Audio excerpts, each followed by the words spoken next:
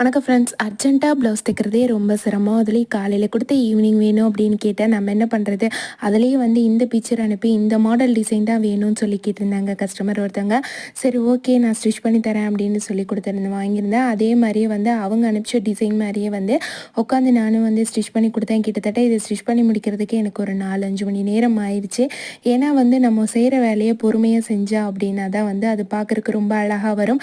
இது என்ன ஸ்டிச்சிங் தானே அப்படின்னு சொல்லி பார்க்குறவங்களுக்கு தெரியும். ஆனால் ஒவ்வொரு துணிக்கும் மாற்றும் போதும் ஒவ்வொரு கலர், நம்ம நூல் கரெக்டாக மாற்றி போடணும். அதுக்கப்புறம் ஒவ்வொன்றையும் பார்த்து பார்த்து வந்து தைக்கணும்.